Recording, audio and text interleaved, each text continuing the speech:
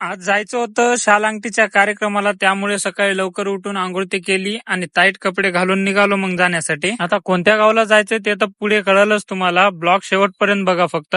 ऊन आणि धुळीमुळे तोंड आपण आधीच बांधून घेतले आणि निघालो. मग पोरं म्हणले ऊन तर आता लय लागालय, थोडं थांबून ज्यूसच घ्यावं लागतंय म्हणले. मग गेला डायरेक्ट लोह्याला आणि लोह्याला जाऊन घेतलं मग ज्यूस. आता लोह्यापासून 10 किलोमीटर अंतरावर असलेलं पानभोशी गाव इथं जायचं होतं आपल्याला शालांगटीसाठी. आपल्याला रस्ता लक्षात यावा म्हणून बॅनर लावलं होतं आधीच त्यांनी तिथं. मग गेल्या गेल्या पोहोचला होतं, सगळी मंडळी आलती तिथे. ड्रेस कसा वाटायला कमेंट करून सांगा तेवढं. गेल्या आधी आपण मंडपात बसून घेतलं आणि कार्यक्रमाची सुरुवात झाली. आपल्याला आपला भाव भेटला जो कॅम्पला 1 वर्ष आपल्या सोबत होता. भावाचं नाव होतं मनमत डोम. शालांगटीचा कार्यक्रम झाला तेवढा आणि लगेच मग बसले पोरं जेवायला. जेवण करून निघालो मग रिटर्न. आपल्याला दुकान पण उघडायला यायचं होतं. जातानी तर आता 3 जण होता, येतानी तर एकट्यालाच यायचं होतं आपल्याला. आता उन्हाचा तर पारा लय गरम होता. तसंच मग आलो आपण लोह्याच्या मोडला. थोडस पुढे आलं की झालती इथं मग ट्रॅफिक. एवढी ट्रॅफिक कशामुळे झाली ते तरी बघा म्हणून पुढे गेलो. गेल्यावर लक्षात आलं की हे तर रोडच्या कामाची मशीन आहे, जे की दोन्ही साईडचं पण रोड तिनं जाम करून टाकला होता, त्यामुळे एवढी ट्रॅफिक झाली. पुढे आल्यामुळे आपला फायदा झाला. आपल्याला बाहेर निघण्यासाठी लवकर रस्ता सापडला आणि आपण डायरेक्ट बाहेर निघालो. पालम मध्ये आल्या आलो डायरेक्ट दुकानकडे आणि सेटर उघडून घेतलं आणि बसलो त्यानंतर थोडा वेळ मग दुकानवर.